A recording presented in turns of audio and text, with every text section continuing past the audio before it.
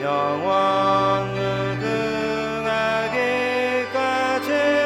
영광을 돌리세. 영광을 돌리세.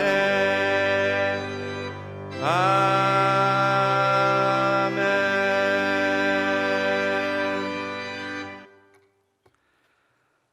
온 땅이여 여호와께 즐거운 찬송을 부를지어다. 기쁨으로 여호와를 섬기며 노래하면서 그의 앞에 나아갈지어다. 여호와가 우리 하나님이신 줄 너희는 알지어다. 그는 우리를 지으신 이요 우리는 그의 것이니 그의 백성이요 그의 기르시는 양이로다.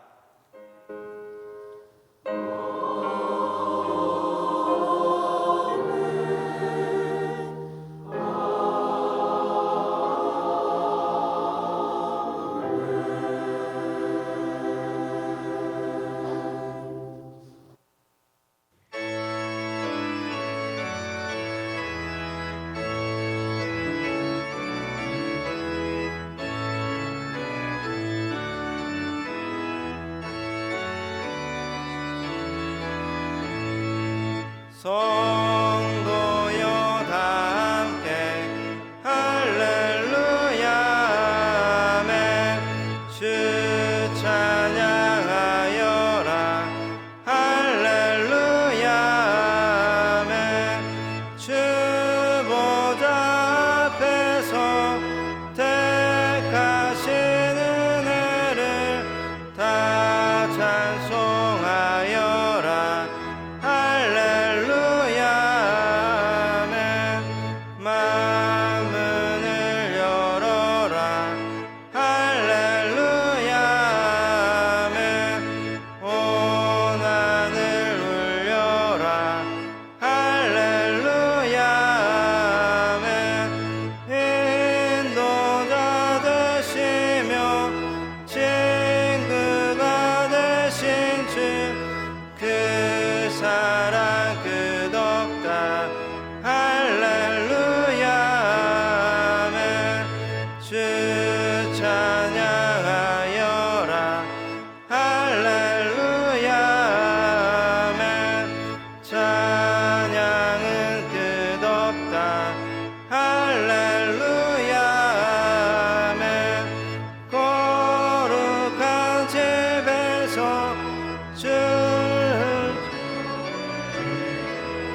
늘 찬송 부르자 할렐루야 아멘.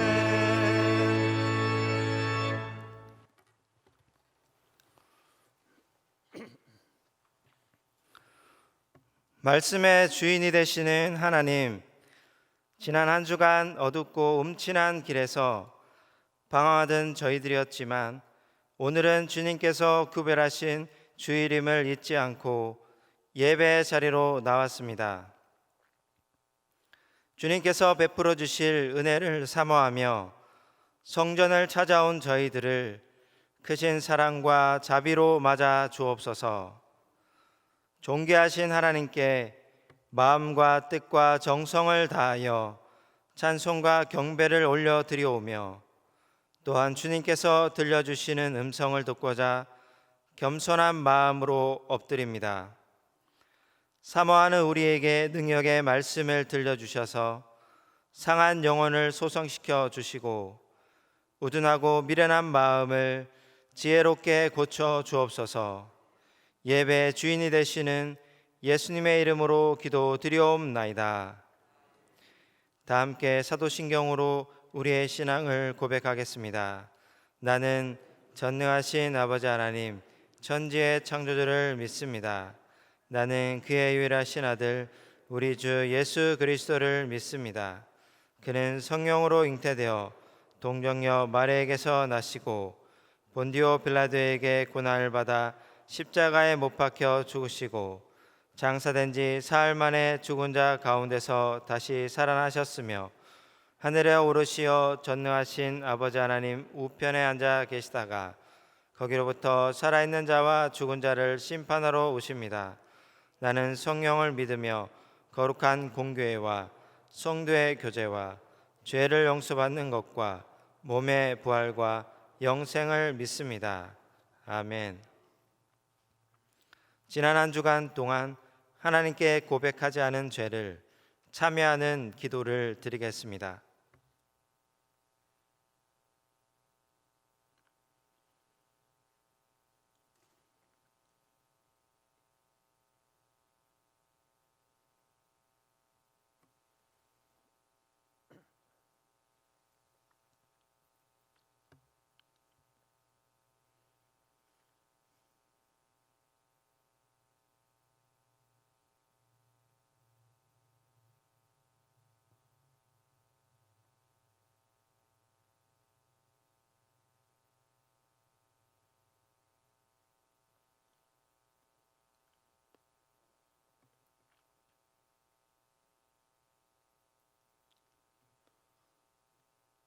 이 시간 하나님께서 에스겔 33장 15절 16절을 사제하는 말씀으로 주십니다.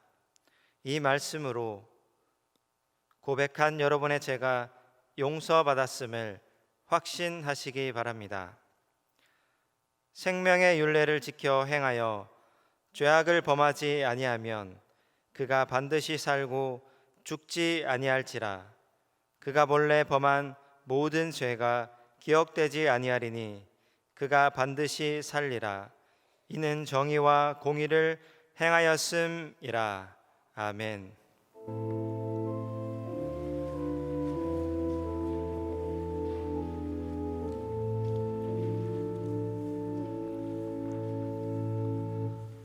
성시교독 30번 시편 67편입니다.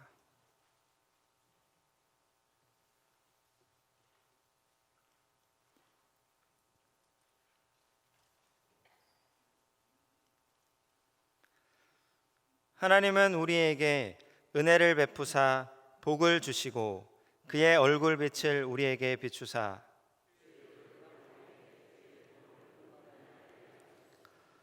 하나님이여 민족들이 주를 찬송하게 하시며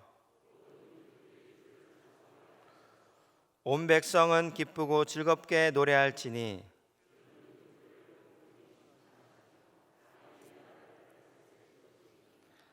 하나님이여 민족들이 주를 찬송하게 하시며 모든 민족으로 주를 찬송하게 하소서.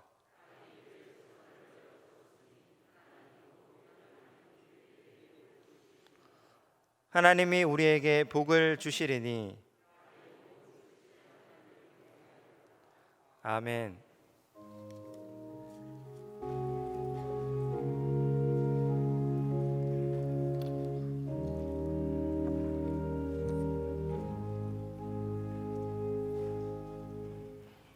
세상을 다스리시는 전능하신 하나님, 지난 한 주간도 주님 주신 은총으로 사랑과 은혜 속에서 살게 하시고 이 시간 주님 앞에 나와 예배를 드릴 수 있도록 인도하신 하나님께 감사와 영광을 올려드립니다. 영광 받아 주시옵소서. 저희들은 한 주간의 짧은 삶 속에서도 짧은 생각, 짧은 입술, 짧은 행동으로 거룩한 생활도 하지 못하고 주님의 뜻을 깨닫지도 못했음을 고백합니다. 저희들의 죄를 용서하여 주옵소서. 사랑의 하나님, 지금은 전 세계가 코로나19로 고통받고 있습니다.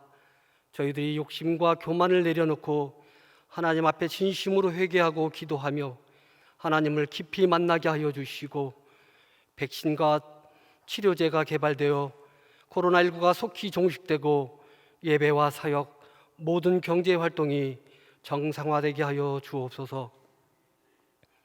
세계 강대국 사이에 있는 대한민국의 외교와 안보, 경제와 국방을 지켜주시고 각종 재난과 질병 속에서도 안전을 지켜주옵소서. 정부가 비성경적, 비윤리적인 법률이 발의되거나 만들어지지 않도록 분별력을 주옵소서. 저희 교회를 사랑하시는 하나님, 교회에 세우신 당회로부터 모든 부서에 이르기까지 교회를 섬기는 손길들을 기억하여 주옵소서. 섬김의 본을 보이는 어르신들을 주님의 손으로 어루만져 주시고 항상 건강한 노년의 삶을 살아갈 수 있도록 도와주옵소서. 육체의 병마와 사고로 고통받는 성도들이 예수님의 이름으로 치유되고 회복되게 하여 주옵소서. 다음 세대와 함께하는 교사들에게 교사의 사명을 넉넉히 감당하게 하시고 말씀으로 양육하여 인격적으로 하나님을 만날 수 있도록 믿음과 지혜를 허락하여 주옵소서. 어려운 환경과 여건 속에서 복음 들고 파송된 세계 선교사들의 건강과 안전과 필요한 것들을 채워주시고 복음의 사명을 감당할 수 있도록 인도하여 주옵소서. 올로 목사님의 건강이 날마다 회복되게 하시고 항상 강건함으로 섬기는 사역 잘 감당할 수 있도록 평안을 허락하여 주옵소서.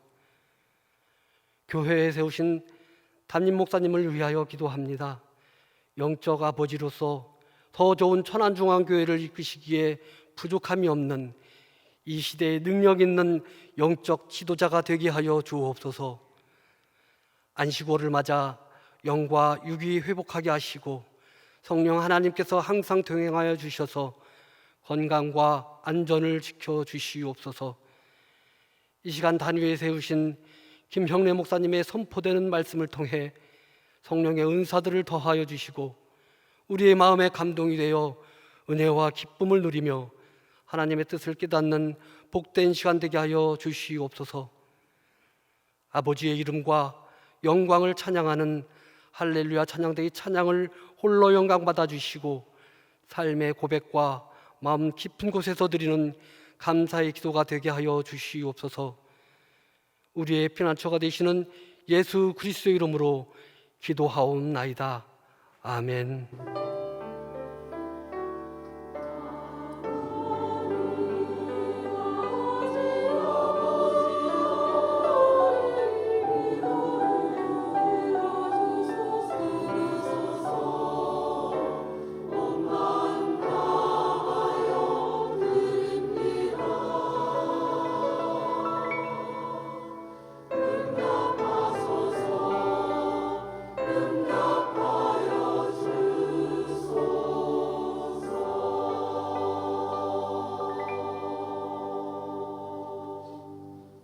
이 시간 하나님께서 우리에게 주시는 말씀은 요한복음 4장 43절에서 54절까지의 말씀입니다.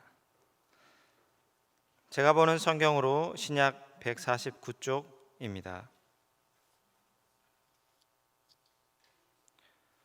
하나님의 말씀을 봉독하겠습니다. 이틀이 지남에 예수께서 거기를 떠나 갈릴리로 가시며 친히 증언하시기를 선지자가 고향에서는 높임을 받지 못한다 하시고 갈릴리에 이르시매 갈릴리인들이 그를 영접하니 이는 자기들도 명절에 갔다가 예수께서 명절 중 예루살렘에서 하신 모든 일을 보았음이더라. 예수께서 다시 갈릴리 가나에 이르시니 전에 물로 포도주를 만드신 곳이라. 왕의 신하가 있어 그의 아들이 가버나움에서 병들었더니 그가 예수께서 유대로부터 갈릴리로 오셨다는 것을 듣고 가서 청하되 내려오셔서 내 아들의 병을 고쳐주소서 하니 그가 거의 죽게 되었음이라. 예수께서 이르시되 너희는 표적과 기사를 보지 못하면 도무지 믿지 아니하리라. 신하가 이르되 주여 내 아이가 죽기 전에 내려오소서. 예수께서 이르시되 가라 내 아들이 살아있다 하시니 그 사람이 예수께서 하신 말씀을 믿고 가더니 내려가는 길에서 그 종들이 오다가 만나서 아이가 살아있다 하거늘 그 낫기 시작한 때를 물은즉 어제 7시에 열기가 떨어졌나이다 하는지라. 그의 아버지가 예수께서 내 아들이 살아있다 말씀하신 그때인 줄 알고 자기와 그 온 집안이 다 믿으니라. 이것은 예수께서 유대에서 갈릴리로 오신 후에 행하신 두 번째 표적이니라. 아멘.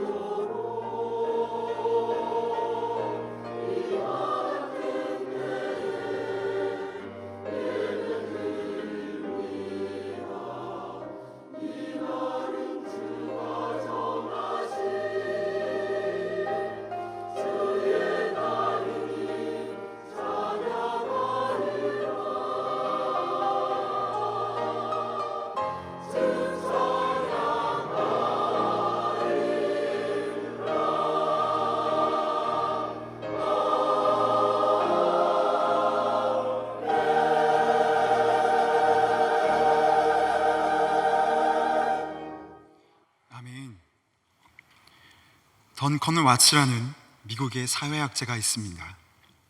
그는 상식의 배반이라는 자신의 저서를 통해 이렇게 말했습니다.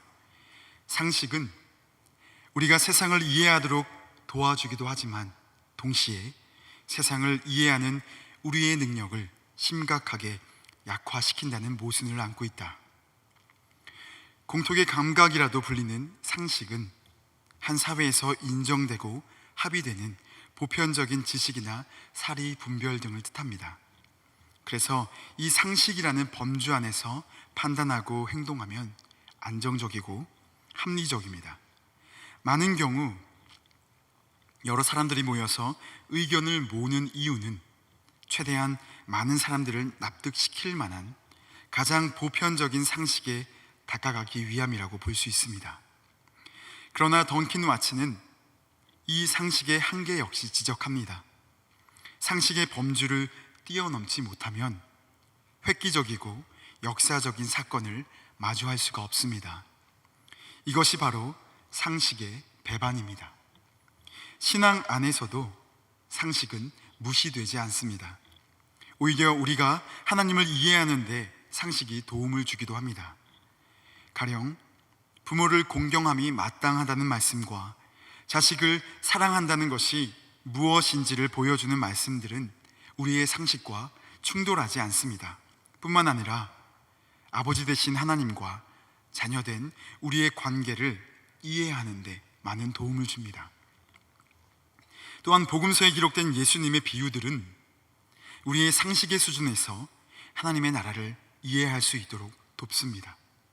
하지만 그렇다고 해서 상식 안에서 신앙이 전부 설명되지는 않습니다. 왜냐하면 아무리 인간의 상식의 영역이 방대하다 하더라도 크신 하나님에게는 좁은 영역이기 때문입니다. 성경에는 상식을 벗어나는 사건들이 더 많습니다. 바다가 갈라지고 태양이 중천에 멈춰져 있고 동정녀가 임신을 할 뿐만 아니라 죽은 사람이 살아나는 기적 같은 사건들이 성경 안에는 가득합니다. 그래서 상식의 범주 안에서만 성경을 이해하려 한다면 납득이 되지 않는 부분들을 해결할 방법이 없습니다. 결국 성경을 살아계시는 하나님의 말씀으로 인정하지 못하고 도덕적인 교훈을 주는 허구나 신화로만 여기게 될 것입니다. 던킨 와츠의 말을 빌리자면 상식이 오히려 하나님을 이해하는 능력을 약화시킨 셈입니다. 죄인을 구원하시기 위해 하나님께서 보여주신 희생과 사랑 자체가 일반적인 상식 수준에서는 설명이 되지가 않습니다. 그래서 하나님은 모든 그리스도인들에게 믿음을 요구하십니다. 오늘 이 자리에 앉아 계시는 모든 분들은 믿음을 가지고 있습니다. 그런데 오늘 본문은 우리에게 질문을 던집니다. 우리가 가지고 있는 이 믿음이 과연 온전한 믿음이라고 단언할 수 있느냐 하는 것입니다. 신앙생활을 하다가 보면 어느 순간 신앙 안에서도 상식이 형성되기 마련입니다. 세상에서 통용되는 상식은 아니지만 신앙이라는 영역 안에서 작동하는 또 다른 상식들이 신앙적 경험에 의해서 형성됩니다. 앞서 살펴봤듯이 이 상식은 우리가 하나님을 이해하는 데 도움을 주는 동시에 하나님을 오해하게 만들기도 합니다. 예를 들어 보겠습니다. 하나님은 우리의 기도에 응답하십니다. 그래서 우리는 믿음으로 무엇이든지 구할 수 있지만 우리의 모든 요구 사항대로 하나님이 응답하셔야만 하는 것은 아닙니다. 이 사실에 우리가 동의를 하면서도 우리는 내심 막연한 기대를 합니다. 내 뜻대로 역사하시면 하나님이시지만 만약 역사하지 않으시면 하나님을 오해하고 거부하곤 합니다. 나는 성경 말씀대로 하나님을 믿었는데 하나님이 내 믿음을 배반했다고 생각합니다. 하지만 이것은 하나님이 우리의 믿음을 배반하신 것이 아니라 우리의 신앙 상식이 빚은 오해입니다. 정확히 표현하면 우리의 일방적인 기대가 실망을 만난 것이라 볼 수 있습니다. 여러분, 기대와 믿음의 차이를 아십니까? 사전적 정의를 따르면 기대는 어떤 일이 원하는 대로 이루어지기를 바라며 기다림을 의미합니다. 여기서 핵심은 원하는 대로 이루어지기를입니다. 그렇기 때문에 기대는 결과에 따라서 좌지우지 될 수 있는 여지가 다분합니다. 반면 믿음의 사전적 정의는 이렇습니다. 신에 대한 신자의 태도로서 두려워하고 경건히 여기며 자비, 사랑, 의뢰심을 갖는 것입니다. 보시다시피 믿음의 정의에는 어떤 상황이나 결과에 대한 소망이 결부되어 있지 않습니다. 믿음은 조건적이지 않다는 뜻입니다. 세상도 믿음을 이렇게 정의하고 이해합니다. 우리는 많은 순간 하나님 앞에 믿음으로 나아간다고 생각합니다.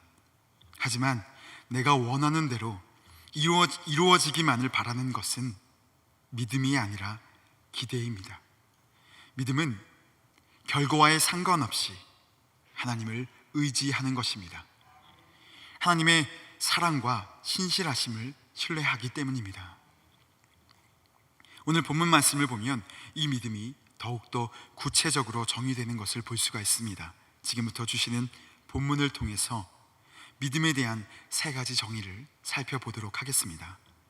첫째, 믿음은 나를 내려놓고 예수님을 얻는 것입니다. 오늘 본문을 보면 믿음이라기보다는 기대로 주님 앞에 찾아간 사람이 있었습니다. 바로 왕의 신하였습니다. 정확한 그의 지위가 언급되어 있지 않지만 성경학자들은 그를 당시 갈릴리 분봉왕이었던 헤롯 왕의 고위 관료쯤이었을 거라고 추측합니다.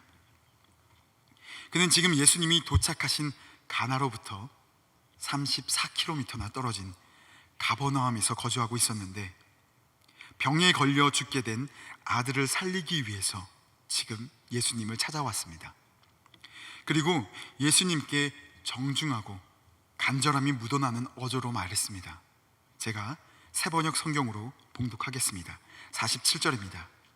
그 사람은 예수께서 유대에서 나와 갈릴리로 들어오셨다는 소문을 듣고 예수께 와서 제발 가버나움으로 내려오셔서 아들을 고쳐주십시오 하고 애원하였다. 아들이 거의 죽게 되었기 때문이다. 그런데 그의 이러한 간절함에도 불구하고 예수님께서는 함께 가버나움으로 내려가 주시지 않고 꾸짖듯이 말씀하셨습니다. 역시 새번역 성경으로 봉독하겠습니다. 48절입니다. 예수께서 그에게 말씀하셨다. 너희는 표징이나 기이한 일들을 보지 않고는 결코 믿으려고 하지 않는다. 바로 이 부분이 왕의 신하가 믿음이 아니라 기대로 예수님께 나아왔음을 보여주는 근거입니다. 예수님께서 왕의 신하의 청을 바로 들어주시지 않고 이 말씀을 하신 이유는 그의 믿음이 온전하지 않았기 때문입니다. 그는 온전히 예수님을 신뢰한 것이 아닙니다. 다만 죽어가는 아들을 위해 자신이 할 수 있는 일이 아무것도 없었을 뿐이었습니다. 그래서 지푸라기라도 잡는 심정으로 당시 용하다는 예수님을 찾아온 것입니다. 그리고 예수님이 함께 병든 아들이 있는 가버나움으로 내려가셔서 기적을 보여주길 바랐습니다. 가서 안수하고 기도하여서 아들을 살려주길 기대했습니다. 왕의 신하는 문제 해결을 원했지만 정작 믿음의 대상이신 예수님에게는 관심이 없었습니다. 왕의 신하는 자신의 상식대로 예수님이 가버나움으로 내려오길 간절히 기대했지만 예수님의 뜻은 염두하지 않았습니다.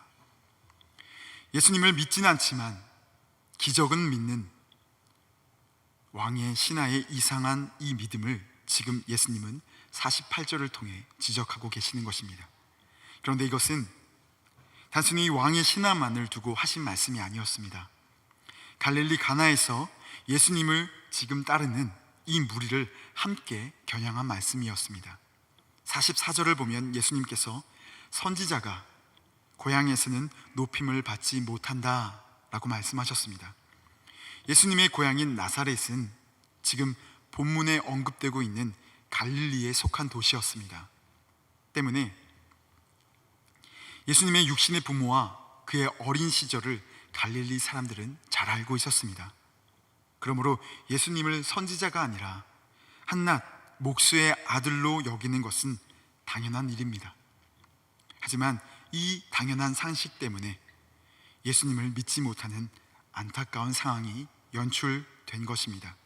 그런데 본문을 보면 이 갈릴리 사람들이 오랜만에 갈릴리 지역으로 돌아온 예수님을 환영했다고 기록하고 있는데, 이어지는 증언을 보면 이것은 예수님이 예루살렘에서 베푸신 기적을 그들이 보았기 때문이라고 증언하고 있습니다. 즉, 예수님의 기적을 환영한 것이지 믿음의 대상으로서 예수님을 환영한 것은 아니었다는 뜻입니다. 그러므로 너희는 표징이나 기이한 일들을 보지 않고는 결코 믿으려고 하지 않는다라는 48절 말씀은 왕의 신하뿐 아니라 갈릴리 사람들을 함께 겨냥하신 말씀입니다. 더불어 오늘도 하나님의 기적과 문제 해결은 기대하지만 정작 믿음의 대상인 예수님은 바라보지 않는 신앙인들에게 하신 말씀이기도 합니다. 예수님께서 십자가에 자신을 내어주신 이유는 우리의 삶의 문제를 해결해 주시기 위함이 아닙니다. 그것은 굳이 십자가의 길을 가지 않으셔도 하나님께서 원하신다면 얼마든지 해결하실 수 있으신 영역입니다. 예수님이 십자가의 길을 걸으신 이유는 예수님 자신을 우리에게 주시기 위함입니다. 그래서 우리의 죄와 영원한 죽음의 문제를 해결해 주시기 위함입니다. 그래서 하나님과의 단절됨을 다시 연결해 주시기 위함이었습니다. 그런데 이러한 본질에는 관심을 두지 않고 오로지 이 세상의 문제를 해결받기 위해서 신앙생활을 한다는 것은 마치 바나나의 껍질을 벗겨서 바나나는 버리고 껍질만 취하는 것과 다를 바가 없습니다. 하나님이 나의 기대를 채워줄 것이냐 말 것이냐로 믿을지 말지를 결정하겠다는 자세는 올바른 신앙의 자세라 할 수가 없습니다. 여러분, 믿음은 나를 내려놓고 예수님을 얻는 것입니다. 나의 문제를 내려놓고 본질인 예수 그리스도의 풍성함을 누리는 것입니다. 내 방법을 내려놓고 주님의 방법을 신뢰하는 것입니다. 왕의 신하의 입장에서는 예수님이 함께 가버나움으로 내려가셔야만 했습니다. 그래야지만 자신의 이 불안한 마음을 덜 수 있었을 뿐 아니라 직접 아들에게 손을 대고 말씀하셔야 기적이 일어날 것만 같았고, 또 그것을 자신의 눈으로 보아야만 믿을 수 있을 것 같았기 때문입니다.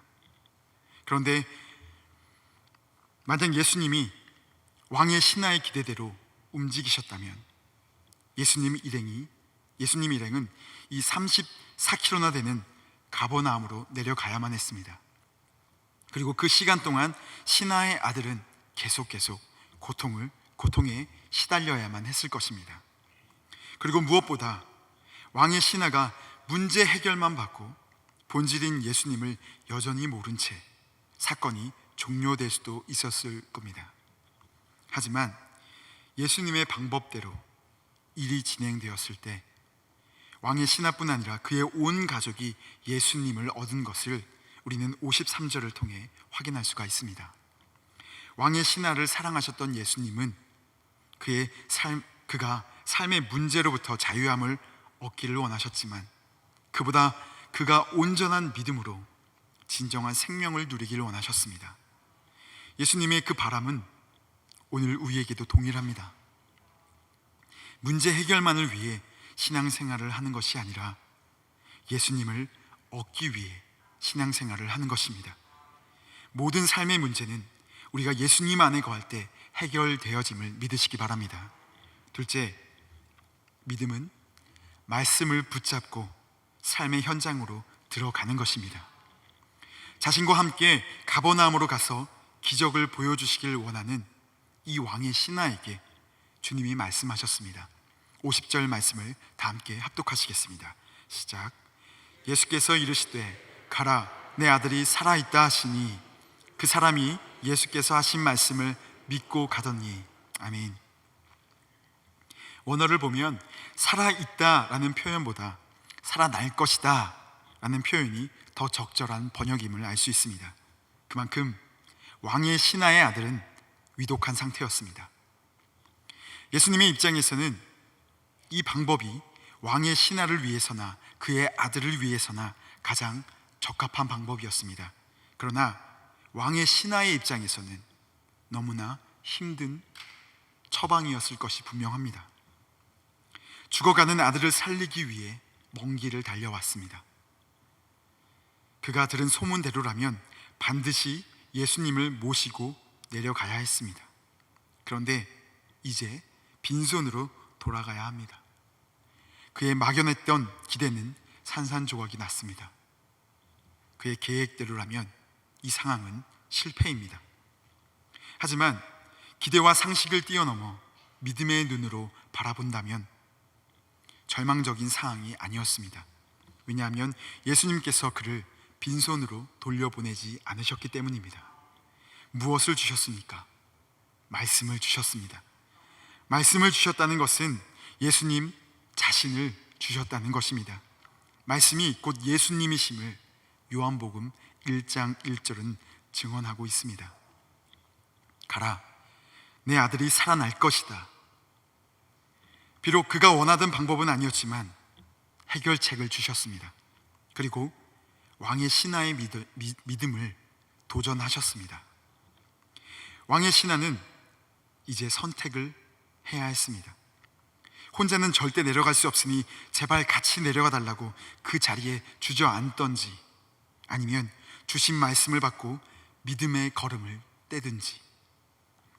왕의 신하는 후자를 택했습니다. 혼자 돌아가라는 예수님의 말씀을 받고 왕의 신하는 얼마나 당황스러웠을까요? 예수님과 눈을 맞춘 채 한동안 멍하니 서 있었을지도 모릅니다. 눈빛으로 예수님의 말씀을 재차 확인했을지도 모릅니다. 정말입니까, 주님? 제 아들이 살아나겠습니까? 정말 제가 예수님을 모시지 않고 이대로 혼자 돌아가도 되겠습니까? 여러분, 아직 결과를 알지 못하는 왕의 신하 입장에서는 돌아가야 하는 그 길이 얼마나 막막했겠습니까? 34km나 되는 그 길을 오롯이 믿음으로 걸어가야 했습니다. 가면서 몇 번이고 후회가 밀려왔을지도 모릅니다. 만약 아들이 살아나지 못하면 어쩌나? 예수님을 만난 그때 내가 더 강하게 매달렸어야만 했던 것은 아닌가? 정말 이대로 돌아가도 되는 건지 번민했을 겁니다. 그러면서도 마음을 다잡고 믿자, 믿어보자 하며 걸음을 재촉했을 겁니다. 여러분, 이처럼 믿음은 말씀을 붙잡고 삶의 현장으로 들어가는 것입니다. 받은 말씀을 가지고 세상에서 씨름하는 것입니다. 왕의 신하가 걸어간 그 길은 신앙인이라면 누구나 걸어가야 할 믿음의 여정입니다. 34km나 되는 그 길을 오직 말씀에 의지하여 걸어가야만 합니다. 그 길을 걷지 않으면 아들의 생사를 확인할 길이 없었던 왕의 신하처럼 우리 역시 믿음의 길을 걷지 않으면 말씀의 성취를 경험할 수가 없습니다. 오히려 내 기대와 상식을 벗어난 예수님을 오해하거나 심지어 거부하며 살아가게 될 것입니다. 여러분, 때로는 울면서라도 걸어가야 합니다. 불확실한 미래에 대한 답답함과 삶의 문제 앞에 가슴이 찢어질지라도 그 상황과 씨름하며 걸어가야 합니다. 왜냐하면 주님이 제시하신 길이기 때문입니다. 그것이 가장 확실하고 빠른 길입니다. 그것이 가장 안전하고 옳은 길이기 때문입니다. 주님의 말씀을 붙들고 간다면 결코 혼자가 아닙니다. 주님이 말씀으로 함께 하심을 믿으시기 바랍니다. 참 감사한 것은 그렇게 말씀을 붙잡고 한 걸음 한 걸음 가다 보면 반드시 말씀의 성취를 경험하게 되는 순간이 있다는 것입니다. 그리고 우리가 그 길을 채 마치기도 전에 우리의 믿음을 붙잡아 주시는 돕는 은혜가 있다는 사실입니다. 51절입니다. 그가 내려가는 도중에 종들이 마중 나와 그 아이가 살아났다고 보고하였다. 그리고 왕의 신하는 아들이 낳게 된 시각을 확인하는데요, 예수님께서 자신에게 가라고 말씀하신 그때임을 확인하게 됩니다. 이것은 왕의 신하가 혼자 가버나움으로 돌아가는 순종의 길을 모두 걸어갔기 때문에 아들이 고침받은 것이 아니라는 뜻입니다. 왕의 신하가 예수님께 도움을 요청했던 그때 이미 예수님께서는 그의 청을 들어주셨음을 우리는 잊지 말아야 합니다. 그럼 왕의 신하에게 가버나움으로 돌아가는 길은 어떤 의미가 있습니까? 왕의 신하가 하나님의 말씀을 붙잡는 시간입니다. 하나님에게 집중하는 시간입니다. 그리고 그의 제한적이었던 믿음이 하나님의 뜻에 맞게 성장하는 시간입니다. 아브라함의 나이 75세 때 후손을 약속하셨던 하나님께서는 아브라함이 100세가 돼서야 이삭을 보게 하셨습니다. 그 25년이라는 세월은 모든 인간적인 가능성이 배제되고 아브라함이 오직 주님 말씀만 의지하여 홀로 가버나움으로 터벅터벅 내려가는 길인 것입니다. 여러분, 가버나움으로 내려가는 길은 순종의 길입니다. 이 길은 믿음이 없이는 한 발자국도 뗄 수 없는 길입니다. 믿음은 가려진 것 너머를 보는 힘입니다. 고린도후서 5장 7절 말씀을 다 함께 합독하시겠습니다. 시작. 이는 우리가 믿음으로 행하고 보는 것으로 행하지 아니함이로라. 아멘. 주신 말씀을 붙잡고 믿음으로 순종의 길을 걸어가셔서 이미 우리에게 허락된 은혜와 복을 모두 누리시길 바랍니다. 마지막으로 믿음은 사용할수록 커진다는 것입니다. 사람의 신체를 구성하는 중요한 요소들 중에는 근육이 있습니다. 그런데 이 근육은 사용할수록 그 크기가 점점 커진다는 것이 일반적인 상식입니다. 근육이 커지는 원리는 손상을 통한 재생입니다. 근육에 자극이 가해질 때 평소 느끼는 부하보다 강한 부하를 받게 되면 근육을 구성하고 있는 수많은 가닥의 근섬유들이 미세하게 손상된다고 합니다. 그런데 이때 2, 3일 정도 해당 부위를 더 이상 자극하지 않고 휴식을 확보해 주면서 영양소와 수분을 적절하게 공급해 주면 손상을 입었던 근섬유들이 재생하게 됩니다. 이 과정에서 근섬유들은 이전보다 더 커지고 튼튼해지면서 결과적으로 우리의 근육이 성장하게 되는 것입니다. 우리의 믿음도 마찬가지입니다. 믿음을 사용하면 사용할수록 커집니다. 왕의 신하에게 아들의 병은 감당하기 힘든 과부하 상황이었을 겁니다. 왕의 고위 관료였던 만큼 자신의 모든 재력과 권력을 동원하여 많은 약을 사용해보고 용하다는 의사들을 찾아갔을 겁니다. 자신이 할 수 있는 모든 방법이 통하지 않자 예수님께 나와왔습니다. 절박한 고난이 그를 예수님에게로 인도한 것입니다. 비록 자신의 기대에 앞서서 주님을 온전히 바라보지는 못했지만 그에게도 작은 믿음이 있었습니다. 만약 믿음이 없이 예수님이 단순히 자신의 아들을 고칠 수 있는지 없는지 그 예수님의 능력을 시험해보기를 원했다면 그는 왕의 신하로서 자신의 권력을 사용하여 예수님을 만났을 겁니다. 그런데 고위 관료인 자신의 체면과 자존심을 버리고 갈릴리에서는 더더욱이나 인정받지 못하는 이 시골 선지자에게 도움을 청했습니다. 이 제한적이고 작은 왕의 신하의 믿음을 예수님이 만져주심으로 믿음이 성장하는 기회를 얻게 됐습니다. 두 번째, 그가 감당하기 어려웠던 믿음의 자극은 손에 잡히는 것 없이, 눈에 보이는 것 없이 말씀만 가지고 가버나움으로 돌아가야 한다는 것이었습니다. 그런데 그는 또 한 번 믿음을 보이며 순종의 길을 묵묵히 걸어갔습니다. 두 번째, 그가 보여준 믿음은 더 강해진 믿음임을 우리는 확인할 수가 있습니다. 급기야 아들의 회복 소식과 그 시간을 알게 된 그는 자신과 온 가족이 모두 예수님을 믿게 됩니다. 이 믿음은 그의 첫 믿음과는 다릅니다. 더 이상 기적을 믿는 것이 아니라 그 기적이 가리키고 있는 하나님의 아들이신 예수님 자체를 믿게 된 것입니다. 왕의 신하였던 그였기에 예수님을 믿는 것은 쉬운 일이 아니었을 겁니다. 그럼에도 자신뿐 아니라 가족이 모두 믿게 된 것은 진정한 신앙의 결단이라 볼 수 있습니다. 믿음을 사용하지 않으면 자라나지 않습니다. 우리의 믿음에 자극이나 도전이 없으면 믿음은 커지지 않습니다.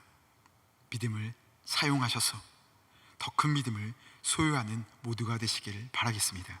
다 함께 기도하시겠습니다. 하나님, 오늘 우리에게 주신 말씀을 통해 우리의 신앙생활도 기대에서 벗어나 믿음의 영역으로 들어가게 하여 주시옵소서. 주신 말씀을 붙잡고 믿음으로 순종의 길을 걸어가게 하여 주시옵소서. 그리하여 주님께서 인정하셨던 백부장의 믿음처럼 주님을 기쁘시게 하는 믿음의 소유자들 다 되게 하여 주시옵소서. 예수님의 이름으로 기도드리옵나이다. 아멘.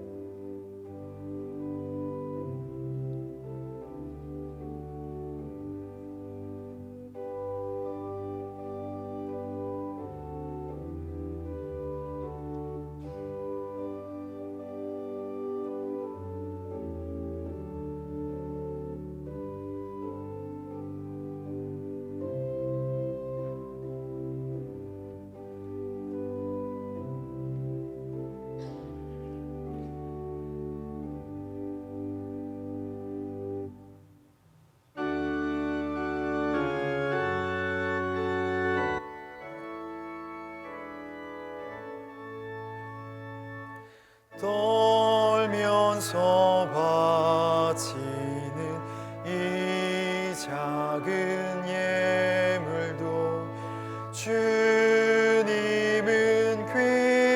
귀하게 받으시리. 어두운 밤 지나고 새 아침 맞으니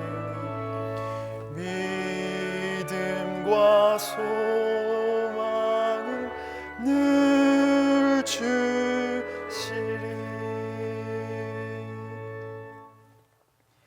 사랑의 하나님, 복되고 거룩한 주일, 이렇게 주님께 나와 예배드릴 수 있도록 은혜를 베풀어 주심에 감사를 드립니다. 이 시간 주님의 은혜에 감사드리며 우리의 마음과 뜻과 정성을 모아 하나님께 예물을 올려드립니다. 우리가 가진 모든 것들이 우리의 것이 아니라 하나님께서 우리에게 맡기신 것임을 기억하며 열의 하나를 구별하여 올려드립니다. 두렙돈을 드린 여인의 예물처럼 하나님을 기쁘시게 하는 거룩한 예물이 되게 하여 주시옵소서. 우리에게 베풀어 주신 말로 다할 수 없는 그 사랑과 은혜에 감사하며 감사의 예물을 드립니다. 주님을 향한 감사의 이유와 제목이 더 많아지게 하시고 범사에 감사하는 감사의 삶이 되게 하여 주시옵소서. 마음의 소원을 담아 일천번제의 예물을 드립니다. 하나님의 뜻하신 선하신 뜻 안에서 아름답고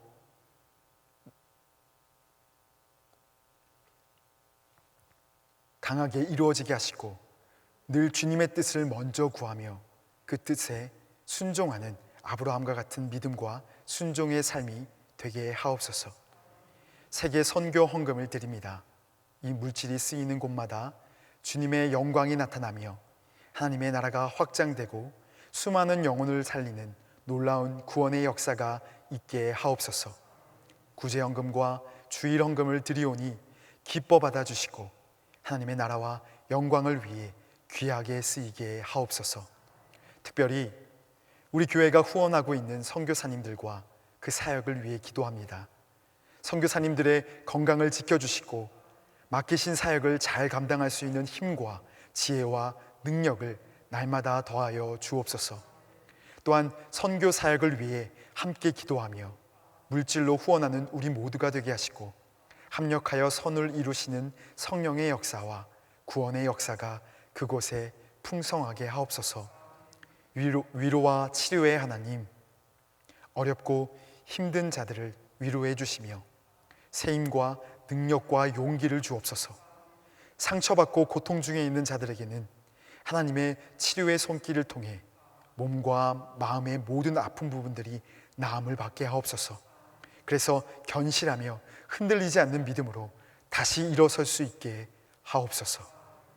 군복무 중에 있는 청년들, 또한 유학과 여러 가지 이유로 흩어져 있는 성도들을 주님의 권능의 손으로 붙들어 주시고 지금 서 있는 그곳에서 하나님께 예배드리며 영광 돌리는 거룩한 삶을 살게 하옵소서.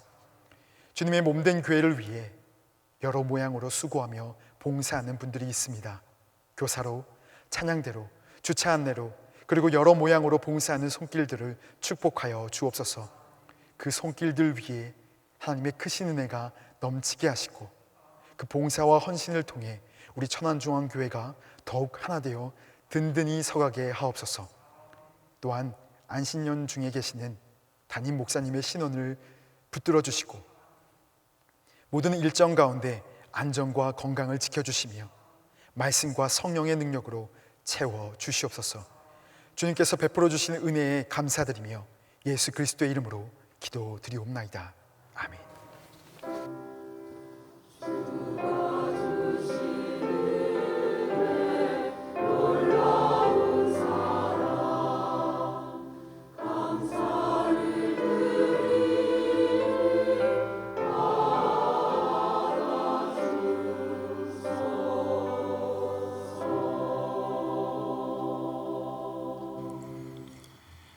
앞뒤 좌우에 계신 분들과 함께 인사하겠습니다. 축복합니다. 축복합니다. 교회 생활 말씀드리겠습니다. 오늘 정영 예배는 2단 세미나로 드립니다. 현대종교 이사로 계신 탁지원 소장님께서 설교해 주시겠습니다. 자세한 예배 안내는 주보를 참조해 주시고 특별히 코로나19 종식과 회복을 위해서 계속해서 합심하여 기도해 주시길 바랍니다. 현재 모든 예배 참석 시 바코드 리더기를 통해 출입을 확인하고 있습니다. 교회에 입장하실 때는 스마트 요람에서 교인증을 미리 준비하여 주시고 교인증을 카드로 신청하신 성도님들은 사무실에서 수령하시길 바랍니다. 교인증 신청은 안내대에 비치되어 있는 신청서를 작성하셔서 수거함에 넣어주시면 됩니다. 2020년도 하반기 교회 장학금 지급 대상자를 선발하고 있습니다. 희망자는 주보를 잘 참조하셔서 관련 서류를 오는 9일까지 사무실로 제출해 주시길 바랍니다. 아름다운 신문 8, 9월 호가 배부되고 있습니다. 원하는 만큼 가져가셔서 구독용으로 또 전도용으로 활용하시기 바랍니다. 지난주 나눠드린 금주의 말씀을 함께 암송하시겠습니다. 그러나 너희는 택하신 족속이요 왕같은 제사장들이요 거룩한 나라요 그의 소유가 된 백성이니. 베드로전서 2장 9절 상반절 말씀. 아멘. 감사합니다.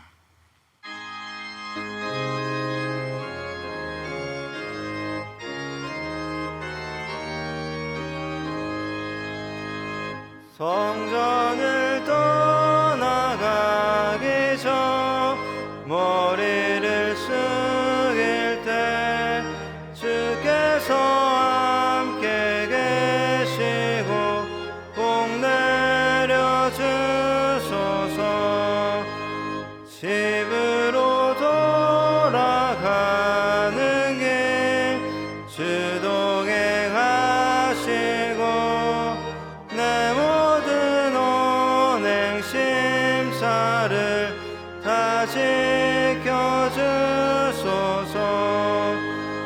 거룩한 날이 다가고 저녁이 되도록 주님 맘에 빗대사 늘 계시옵소서.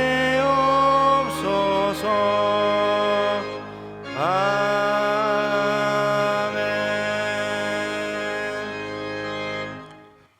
성도 여러분, 나를 내려놓으면 예수님을 얻을 수 있습니다. 말씀을 붙들고 걸어가면 혼자가 아닙니다. 그 어떤 어려움도 돌파할 수 있습니다. 오늘 주님 앞에 작은 믿음을 드리면 내일은 더 큰 믿음을 허락하실 것입니다. 더 깊은 믿음을 소유하시길 바랍니다. 이제는 우리 주 예수 그리스도의 은혜와 하나님 아버지의 성실하신 사랑과 성령님의 교통하심이 오늘 하나님의 말씀 앞에서 더 깊은 믿음으로 나아가기를 소망하는 모든 성도들과 가정과 삶의 현장 위에 이제로부터 영원까지 함께 하시기를 간절히 축원하옵나이다. 아멘.